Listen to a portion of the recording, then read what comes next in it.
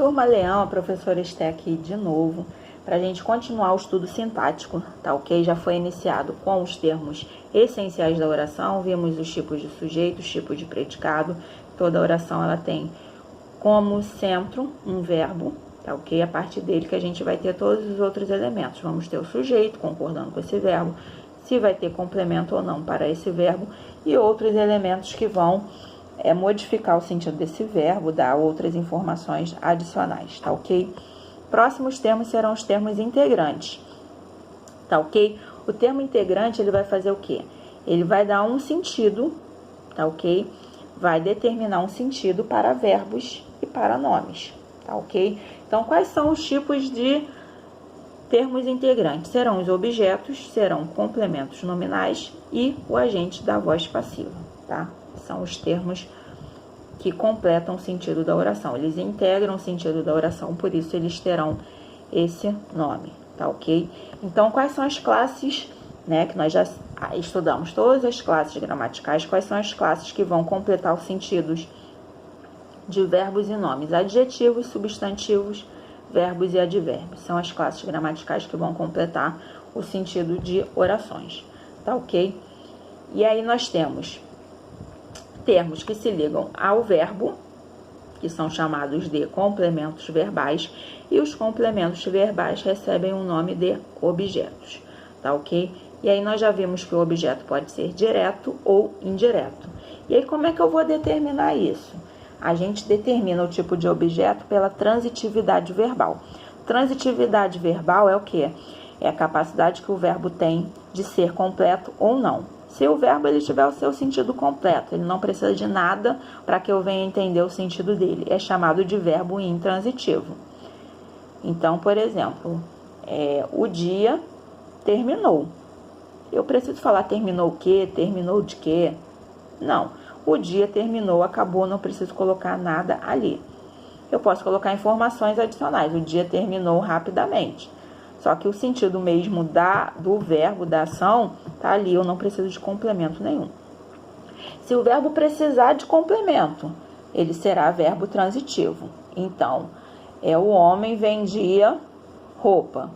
E aí quem vende, vende algo. Logo, se eu falar o homem vendia e parar, vocês vão ficar na curiosidade de saber o que ele vendia. Então, o verbo mesmo vai me dizer se ele precisa de complemento ou não. Se eu falar o dia terminou, acabou, já me satisfiz com essa informação. Agora, se eu falar o homem vende, ainda mais a mulher vai ficar curiosa, vende o quê? Para querer comprar. E aí precisa dessa informação do que é vendido, tá ok? E aí, verbos intransitivos sem complemento, verbo transitivo com complemento. E esse complemento vai ser o quê? Com ou sem preposição. Se ele vende roupa, ele vende algo. Logo, esse algo é objeto direto.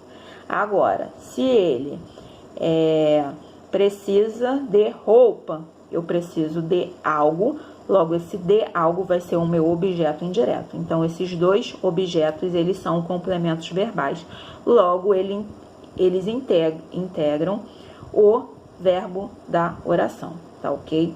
Então, nós temos aí esses objetos. Nós temos o objeto direto preposicionado. O que o objeto direto preposicionado faz? Ele tem uma preposição desnecessária para ligar o verbo ao seu objeto direto. Então, eu posso falar, nós amamos a Deus. E aí, esse a Deus, quem ama, ama alguém. Essa preposição aí, ela é desnecessária. Outra coisa que a gente fala muito, né? Namoro com fulano.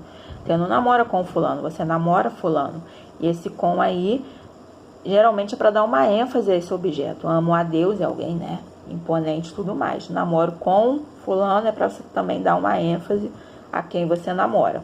E por aí vai, tá? Eu tenho o objeto direto ou indireto pleonástico, que é aquele que eu vou utilizar uma repetição desnecessária, tá? Também para enfatizar. Por exemplo, a bala, comprei-a ontem. Geralmente, eu coloco o objeto no início da oração, comprei-a ontem. E esse a está retomando bala, tá? E aí eu tenho um objeto direto pleonástico. Eu posso falar, a bala, comprei ontem. Ou então, comprei a bala ontem. Mas aí eu estou reforçando esse objeto, ele aparecendo de duas maneiras aí. Por isso que ele é pleonástico. Pleonástico, lembra da figura de linguagem? Subir para cima, descer para baixo? São coisas desnecessárias, tá? Outro tipo de termo integrante é o complemento nominal. A gente já sabe que objetos completam sentido de verbo, tá ok? E aí nós temos o seguinte, atenção para o complemento nominal, porque todo complemento nominal ele começa por preposição. E aí cuidado para não confundir com o objeto indireto, porque o objeto indireto ele também inicia por preposição, sendo que a diferença é que o objeto indireto é para verbo e o complemento nominal é para nome, tá ok? Então essa é a principal diferença. Atenção também para não confundir um com o outro, tá ok? E aí o complemento nominal, que é outro termo integrante, ele vai completar quais palavras? Substantivos, adjetivos ou advérbios, ligados sempre por preposição. São palavras que têm sentido incompleto, só que atenção porque não são verbos, são nomes, substantivos, adjetivos ou advérbios, tá? Sempre regido por uma preposição, por isso que não se confunde objeto indireto com o complemento nominal, que um é para nome e o outro é para verbo, tá ok? Então, para nome, né? Tenho amor por meus alunos. E aí, esse amor é um substantivo. Só que eu tenho amor a alguém, né? Por meus alunos. E aí, por meus alunos vai completar a palavra amor. Eu posso falar, estou cheia de sede. Esse cheia, ele vai completar, esse cheia vai ser completado pela palavra de sede, tá ok? Por isso que eles são complementos nominais, tá ok? Então, o delegado agiu favoravelmente à vítima. E aí nós temos, né, favoravelmente, você age favoravelmente a alguém. E a vítima está completando o advérbio favoravelmente. Por isso que é um complemento nominal. E por último, nós temos o agente da voz passiva. Então, nós já sabemos, né, pelo aspecto verbal, a gente sabe que o sujeito concorda em número e pessoa com o verbo. Na maioria dos casos, né, o sujeito ele é quem pratica a ação verbal, quando ele estiver na voz ativa, tá ok? Então, eu li o livro, beleza. Agora, se eu colocar o livro foi lido por mim, o livro passou a ser o sujeito. Só que ele não está praticando a ação de ler, ele está recebendo a ação. E aí, quando o sujeito sofre a ação, né, nós temos uma voz passiva. E quem é que pratica a ação da voz passiva? É o agente da voz passiva. Ele é quem pratica essa ação, tá ok? A mesma coisa ocorre com o complemento nominal e objeto indireto. O agente da voz passiva, ele também é iniciado por preposição. Só que aí ele é como se fosse um sujeito, só que em uma outra posição dentro da oração, tá ok?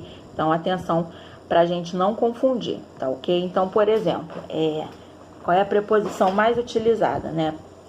Eu falei a frase, né? Eu li o livro. Se eu passar para a voz passiva, o livro foi lido por mim, tá? Então, esse por mim, ó lá, por mim, iniciou por preposição.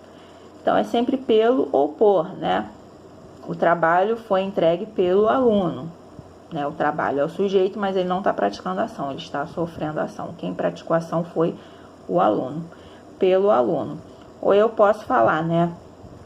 A casa foi cercada de policiais. E aí também vai ser a mesma coisa, por policiais ou pelos policiais. Se eu puder fazer essa troca, mesmo que não esteja nem por nem pelo, eu consigo identificar aí um agente da voz passiva, tá ok? E aí a gente tem que prestar atenção nessas funções para a gente não confundir, principalmente nas provas, que são muitas pegadinhas para confundir, né? Para a gente confundir essas funções sintáticas e saber. Só que tem que ter sempre em mente, eu sempre falo, né? Fixa bem como essa função pode ocorrer, né? O que é o sujeito? O sujeito é de quem eu estou falando. Então, tudo sobre quem eu estou falando vai ser sujeito. O que eu estou falando sobre esse alguém é o meu predicado. Ah, tá completando o verbo, é o objeto. Não, isso aqui é um substantivo e precisa de um complemento para ele. Complemento nominal. Não, esse aqui é uma voz passiva, mas quem está praticando a ação é o agente. Então, é agente da voz passiva. Então, tudo isso tem que ser levado em consideração na hora de fazer uma análise sintática.